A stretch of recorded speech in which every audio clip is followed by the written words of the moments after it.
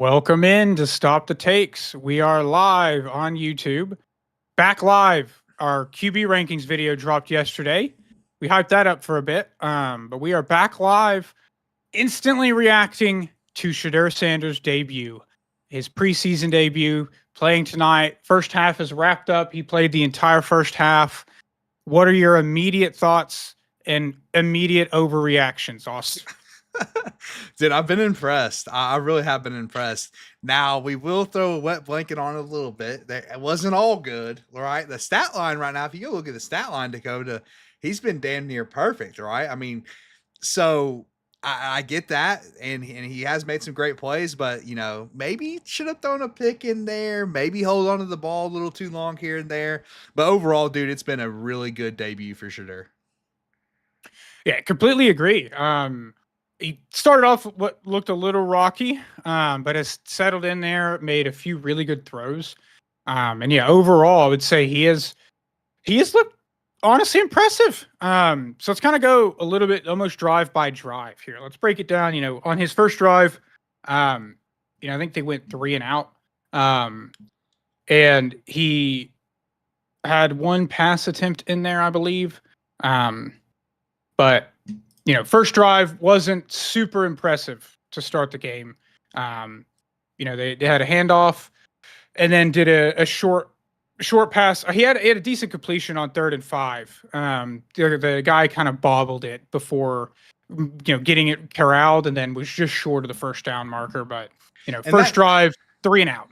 Yeah, that to me is always on the tight end. It's like you're clearly supposed to run that route 5 yards. Yeah. And you didn't have that feel for it. So, we didn't get much from that drive.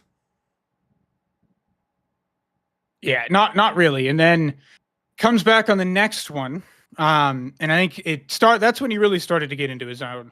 Had a decent throw to get them down the field. And then that was when he had probably one of his best plays of the the half, with the scramble for 10 yards. Yeah. On 3rd and 9. So pretty clutch play. He's not the most athletic guy in the world, but was able to kind of get out.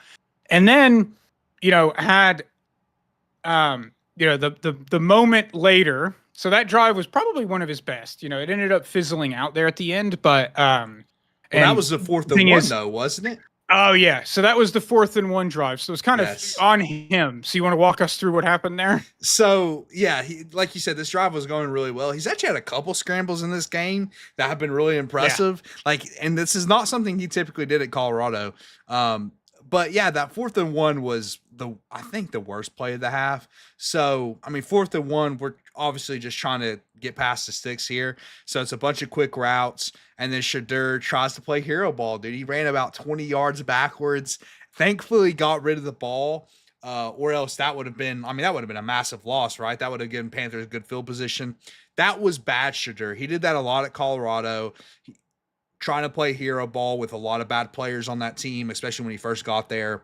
And, of course, outside of Travis. But yeah, man, with the battle line, and that's kind of how it looked at times. Like whenever there wasn't something immediately open, he tried to scramble out of the pocket, make a play. Sometimes it worked, sometimes it didn't in the debut. So that wasn't great. Yeah, that one was rough because it was 4th and 1. And, from the quick view, it looked like there were a few guys that may have been running deeper routes, but it looked like there was also a little spot or a hitch in there.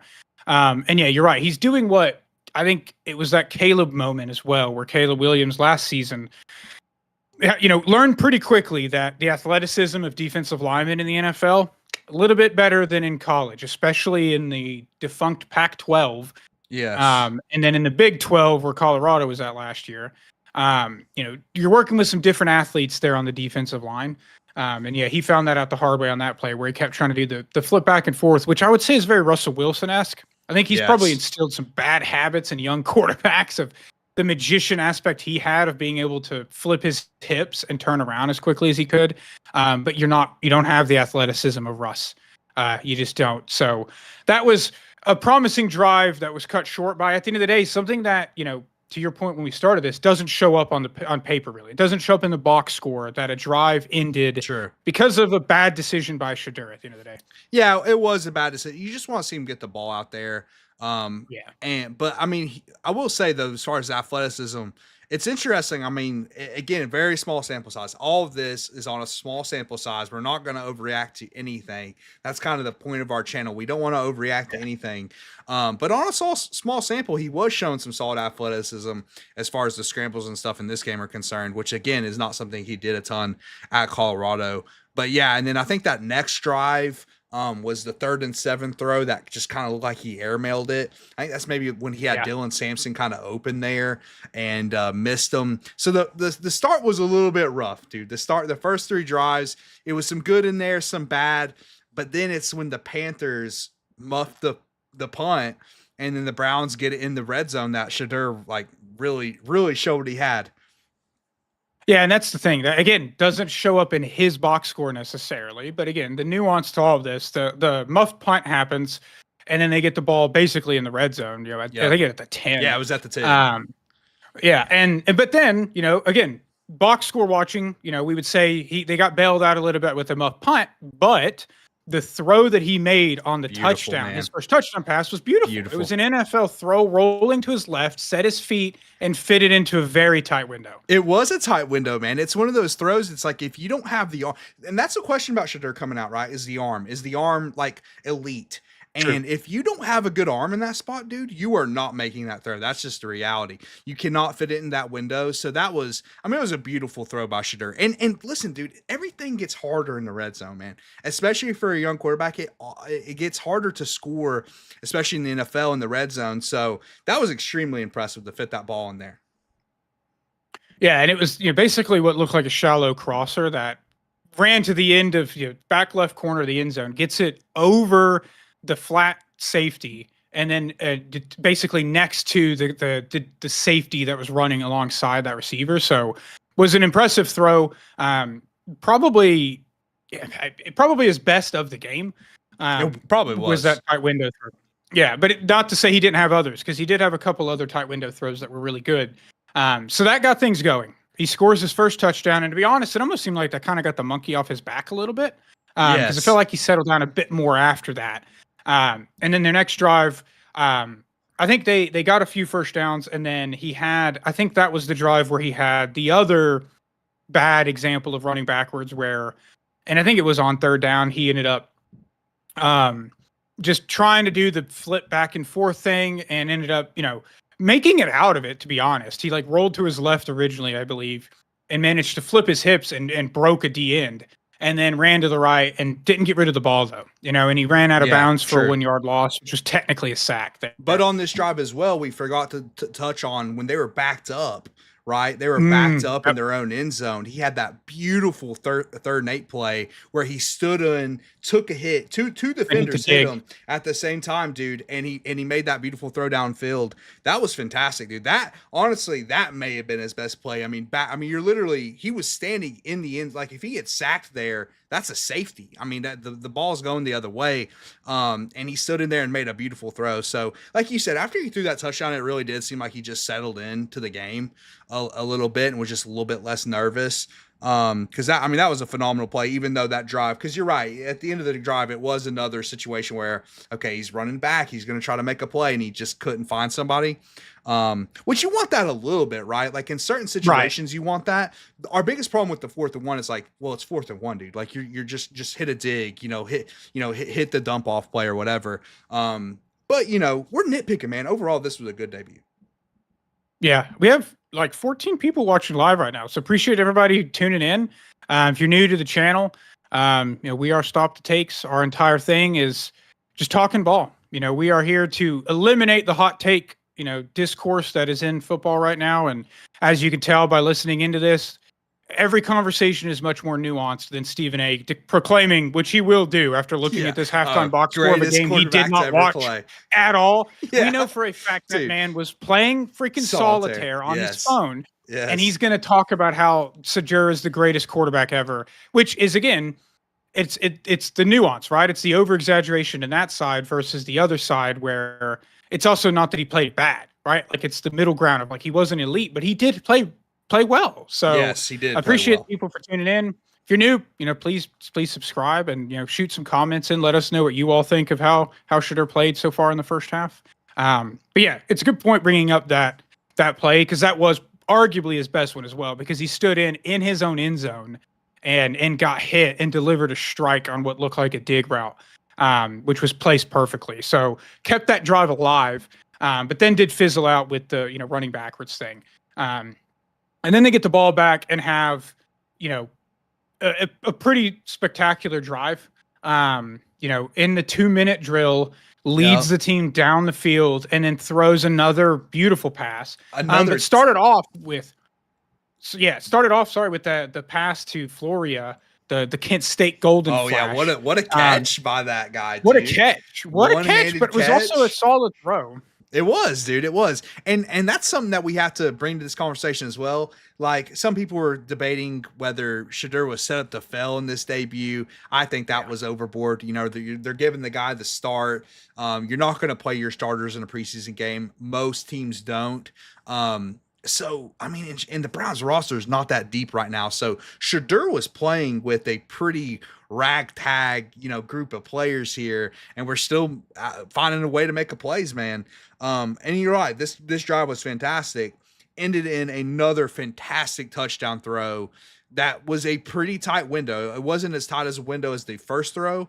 But again, it's like it feels like Shedeur has the arm to play in the league. Again, one game, one sample size against the Panthers, backups at this point, which needs to be noted. But the velocity looks there. I think it's important that the velocity looks like it's there for Shedeur. Right. Yeah. And backing up to the other drive, I think it was on the punt drive, which we left out, which was his worst throw of the game. I don't think we touched on that one. Sure. So he did try to throw. Play. Yeah, the one turnover worthy play he had, again, that does not show up in the box score, that very well could have been intercepted. I think it was just a poor read by his part because, to be honest, the ball was still placed pretty well. The problem is the DB was running lockstep with the receiver on that, which would look like another deep in, but basically hit the corner directly in the hands on that one. That won't show up on the box score other than an incompletion, but very well could have been intercepted. It's a good so point. Really, yeah, outside of that play, though, he had like one other miss that I think, the Dylan Sampson one you mentioned, where he had the rusher coming in, try to float it over and just did a bad job of it. Outside of those two throws, though, really the worst plays I think he's made have been him trying to evade pressure. The play. Yeah, exactly. I agree. I think, like I said, overall, it's a great debut. The interception that should have been an interception won't show up on the box score, but it probably should have been a pick. But overall, dude, like throw for throw, he was pretty good. He was pretty good in this debut. Again, with a supporting cast, which isn't the best. Like he's not playing with the number 1 or number 2 receiver for the Browns. So I was impressed, man. I was impressed. And Dakota, I told you before the stream that it's like if Shedeur, if his pre-draft evaluation wasn't first or second rounder, right? And he was just a 5th round guy, then we'd be coming away from this debut saying, oh my goodness, like the Browns may have found something in this 5th round gem. But since he was kind of expected to go in the first round, or at least the second round at the very least, people look at it a little bit differently, and he has more expectations, which of course, that also comes with, him being at Colorado and them being kind of, bolsterous around there or whatever. So, but yeah, man, overall, it was a really good debut for Shedeur. And I think at this point, just seeing this, people were still debating before this game, will Shedeur be on this roster, just because they have a lot of QBs. They just signed Snoop Huntley, Joe Flacco's on the roster. He's more than likely, it looks like he might start. Kenny Pickett's there. And then of course, Dylan Gabriel, who, by the way, looked devastated on the sidelines, I must say, dude. He did not seem to be happy that Shedeur was playing so well. Like I told you before the stream, the only guy that looked sadder was Deshaun Watson, who was sitting beside Gabriel. So, man, they have an interesting QB room there in Cleveland. But I think this means, like, with how well Shedeur played, he's going to be on this roster, and he might even compete for QB1.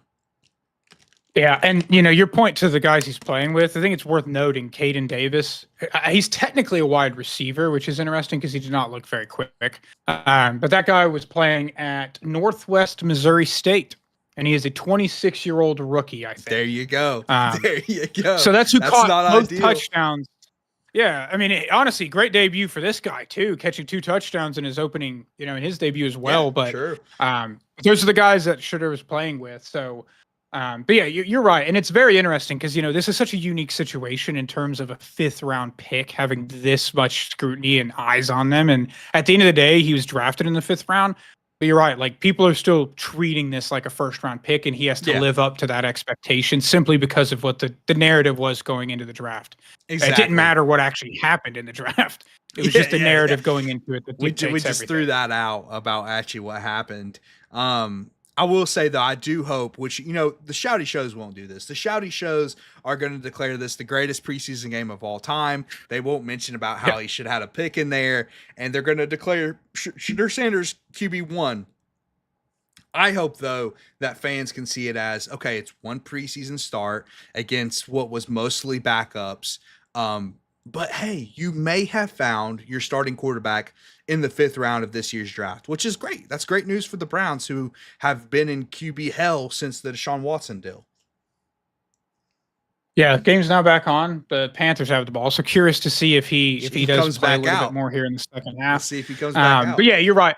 And yeah, I think at the end of the day, don't want to overreact to a half, but just how he looked, it would be kind of hard to imagine that you don't want to keep him on the roster to see what he is after this. And be honest, like I know that at the end of the day, you're trying to win games in Cleveland and keep your job, but like, do we really need to see another season of Joe Flacco?